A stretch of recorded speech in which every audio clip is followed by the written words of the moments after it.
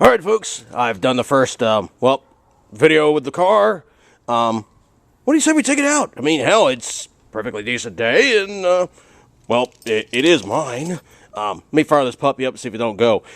If this thing fires up on the first key turn, I'm going to be shocked, because, well, I've been having issues with the ignition system. It's minor old car stuff, but it's a little annoying. And also, I bodgered together a camera mount. Can you see it really good? No, I'll show it to you when I'm inside the car. Okay, inside the Del Sol, not at all, but inside the CRX, yes. Okay, you can see I got this thing pretty well bodgered together. I got a gazillion zip ties holding it in place.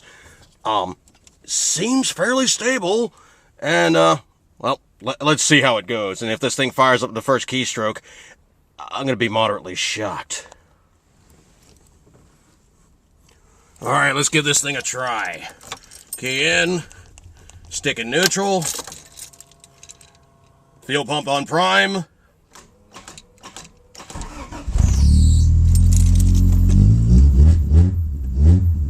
That sounds like action to me. Let me get the camera lined up and on down the road, and guess we'll have ourselves a little fun here. But like I said, I was having issues with the first key turn, but hell, it's running. That's always a good sign.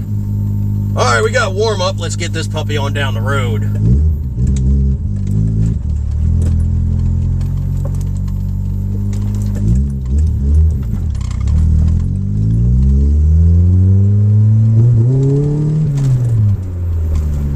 Oh man, these little 13-inch rims make a hell of a difference.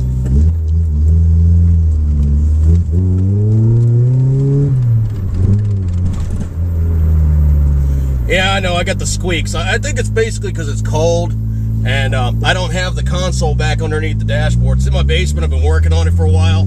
So when I put it back in, it's going to lose a lot of the dash shake, which seems to be going on now.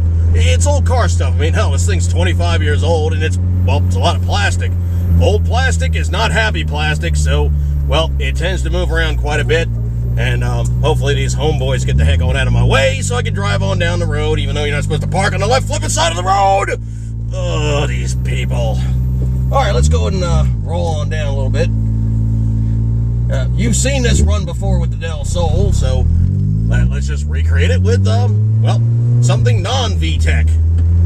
Yeah, something non-VTEC. Yeah, it was good stuff back in its day. And, well, one of the very first cars, of course, was the Del Sol, and of course the NSX.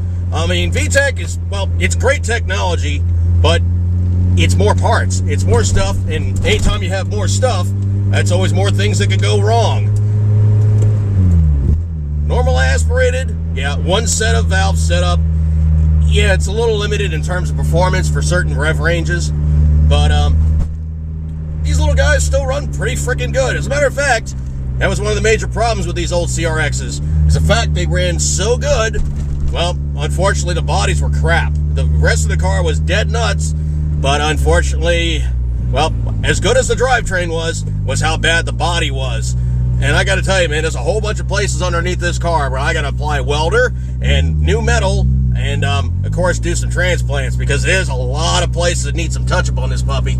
And, well, anytime you're basically dealing with an old car, especially if it's unibody, it's how much stuff needs to get replaced versus how much stuff is actually, well, still holding tight and pretty decent. And this thing's got a lot of little places that need touch-up. But by and large, I'm not complaining, because it still runs, well, it runs freaking excellent. Starter issue aside, which would be probably just an old starter because I changed out the alternator, and probably the starter's not far behind. I mean, it's technology. I mean, stuff wears out. But it still runs pretty freaking good, and I got no real complaints.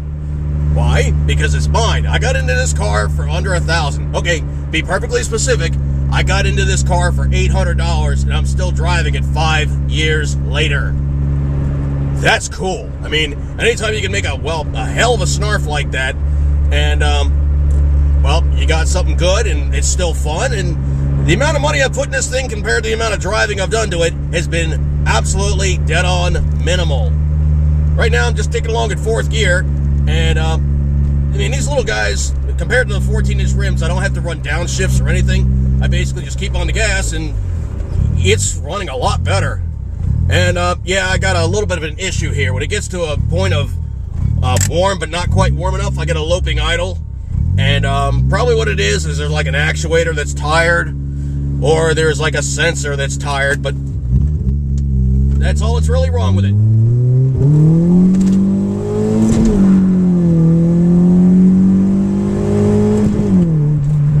Okay, that's first, second, third, and already well, I was riding through second gear with the front wheels spinning. Now, if there's a 25-year-old car that can basically catch second and spin the wheels all through second, I'd be impressed if it's coming out of the factory and still runs as good as this does with 148,000 on the clock. Because this little guy still is kicking ass. These tires, I think the compound is a little hard. I've noticed that before. I was running around the other day, the first time I put them in, and I really got into it in first, and I smoked through first. I mean, it barely was getting traction because it was just floating the tires too much over the bumps on the pavement, and it was barely grabbing. But in terms of the actual performance-wise, oh man, that's kind of cool because it's keeping your revs up. You're not bogging out, you're not dogging down, and you are moving. The only downside is power without control is nothing. So unfortunately, basically you're making a lot of cool noises, but you're not going anywhere quick.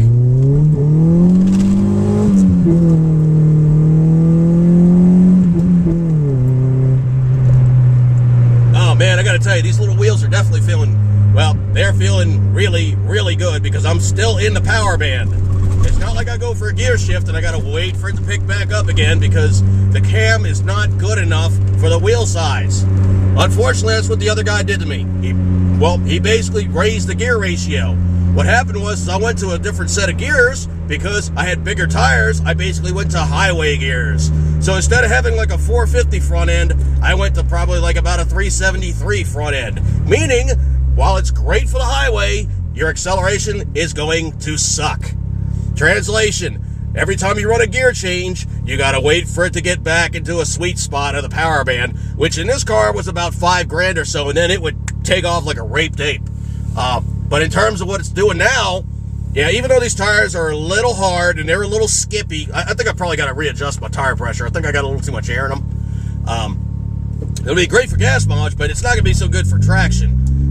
You got to run that compromise of too much pressure versus too little pressure versus, well, if you got too much pressure, you're hopping, you're skipping, you're bumping, you're not putting the pressure onto the ground, you're bouncing off of the ground. As good as your struts are, if the tires are too stiff, you're going to be in most of your time in the air. Not good. Well, I'm going to break off this point and pick up a little bit later, but right now you can see what the car is doing, and it's doing good times. Okay, I'm back, and obviously you can see this is a this is a stick shift. Next piece, I'm going to fire it up. I'm going to have to get the angle right, but you can do something in these cars called crash boxing. That's where you basically lift off the gas, you wait for the transmission to unload, and then you pull a gear shift without using the clutch. How you can do that? It's because, one, Hondas are very, very good transmissions. Two, they use, of all things, 10W40 transmission fluid. That's right, engine oil. They use engine oil of 1040 in the engine, and they use 1040 as, well, transmission oil in the transaxle. Good times. So next time I'm going to fire this bad boy up, I'm going to run a shift without using the clutch. That's fun times. Something to know how to do, and really a good skill if you can learn it. Mostly because if you blow a clutch, you then still can get around. You fire the thing up, you let the starter get you going, and then you just run shifts in time. Good times. Okay, I'm going to have to play with this a little bit to get the camera line in, so let me snap it back in the holder and hang on 1 second here.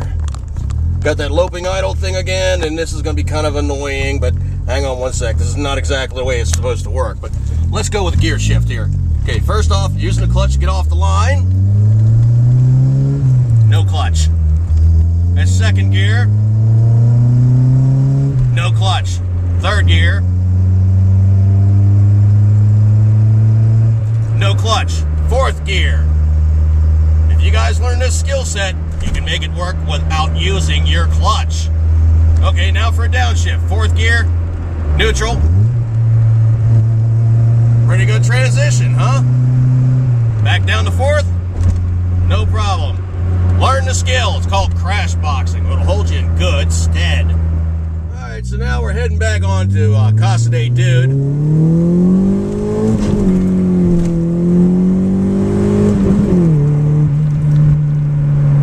That was 55 in very short order, and I spun all through second. It's hard to believe how much power and how much performance you can get out of a car with only 100 horsepower. And this thing doesn't even have that. It was marked up out of the factory at 93 horsepower. But 93 horsepower in a car that only weighs 1,850 pounds, with me and my 220-pound butt in it, will flat out smoke. All right, folks, I'm going to call this one quits on the dude ride along in the CRX. And this is a 1985 CRX SI. If you can find one, get one. It is an absolute adult go-kart on wheels, and it's a hell of a lot of fun. You gotta get one. All right, folks, I'm gonna call this one quits here in the 80s Podcast channel, and it's gonna be a weird angle, but see ya.